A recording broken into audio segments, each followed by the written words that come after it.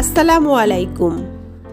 আমাদের আজকের রেসিপি আলু দিয়ে সম্পূর্ণ ভিন্নভাবে খুবই মজার ভুরি ভুনা। খুবই সহজ পদ্ধতিতে কিভাবে গন্ধবিহীনভাবে ভুরি ভুনা করা যায় আজ তাই দেখাবো। এভাবে ভুরি রান্না করলে আমি নিশ্চিতভাবে বলতে পারি যারা ভুরি বা বট পছন্দ করে না তারাও ভুরি ভুনা ভালোবেসে ফেলবেন। আশা করছি রেসিপিটি সকলের ভালো লাগবে। ভুরি রান্না করার জন্য আমি এখানে প্রায় 1 কেজি গরুর ভুরি হলুদ লবণ দিয়ে সেদ্ধ করে নিয়েছি।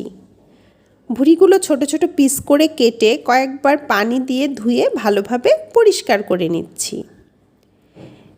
এখানে 2টা মিডিয়াম সাইজের আলু ছিলে ভুরির পিসের সাথে সামঞ্জস্য রেখে ছোট ছোট করে কেটে নিয়েছি। দিচ্ছি লবণ ও 1 চিমটি হলুদের গুঁড়ো। সব কিছু ভালোভাবে মিশিয়ে আলুগুলো ম্যারিনেট করে নেব। ভুরি ভুনায় যারা আলু পছন্দ করেন না তারা চাইলে এ পার্টটা স্কিপ করতে পারেন।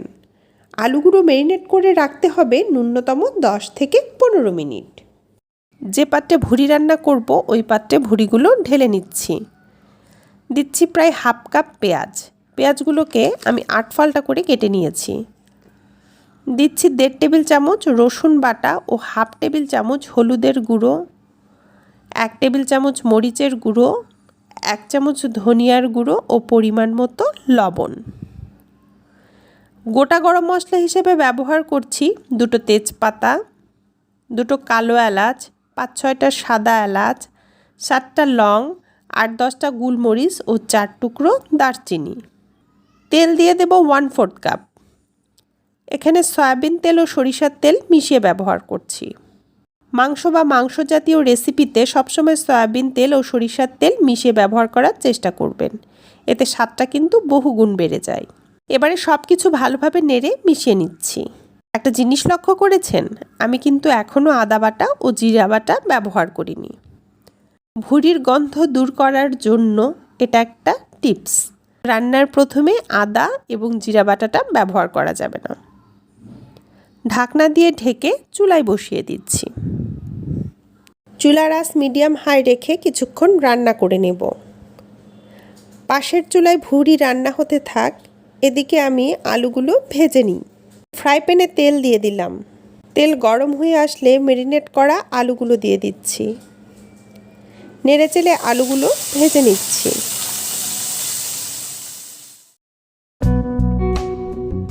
অন্যদিকে পাশের চুলার আঁচ মিডিয়াম করে একবার নেড়ে দিলাম। আলুগুলো লাল লাল করে ভাজা হয়ে গেছে, তুলে নিচ্ছি।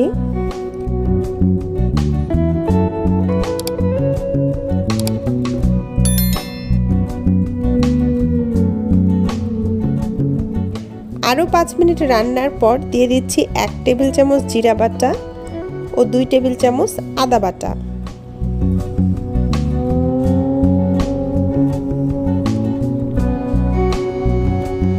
নেড়েচেড়ে সব কিছু মিশিয়ে নিচ্ছি। চুলার আঁচ মিডিয়াম লোর মাঝামাঝি আছে। এই অবস্থায় 5 মিনিট রান্না করে নেব। এই 5 মিনিটে 2 বার নিচ থেকে নেড়ে দিতে হবে।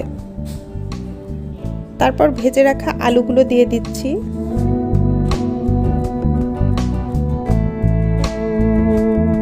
নেড়েচেড়ে সামান্য একটু পানি দিয়ে কষিয়ে নেব।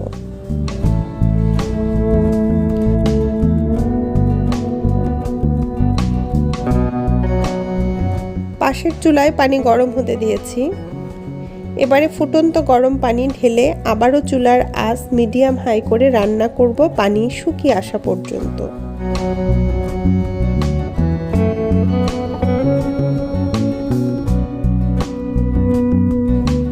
পানি কমে আসলে ওপর থেকে কয়েকটা গোটা কাঁচামরিচ ও 1 চামচ ভাজা জিরার গুঁড়ো দিয়ে নেড়ে চুলার আঁচ লো করে রান্না করে নেব আরও 5 থেকে 7 মিনিট।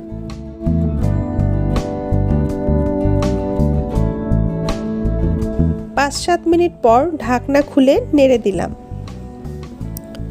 এ পর্যায়ে এসে দারচিনি তেজপাতা তুলে নিচ্ছি।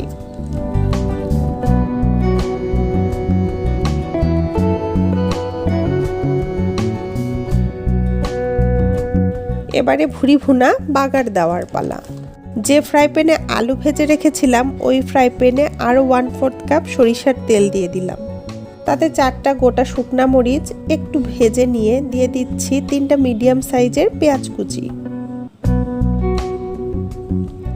পেঁয়াজগুলোর কালার চেঞ্জ হয়ে আসলে 1 টেবিল চামচ রসুন কুচি ও 1 টেবিল চামচ আদা কুচি দিয়ে দিলাম।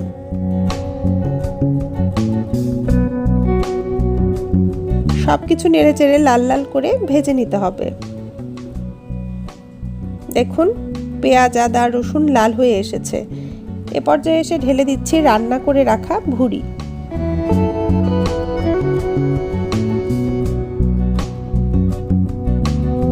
চুলার আঁচ মিডিয়াম হাই আছে। চামচ দিয়ে নেড়ে চেড়ে এটাকে ভাজা ভাজা করে নেব। এ পর্যায়ে এসে 1 চামচ গরম মশলার গুঁড়ো ও 1/3 চামচ গোলমরিচের গুঁড়ো দিয়ে দিলাম।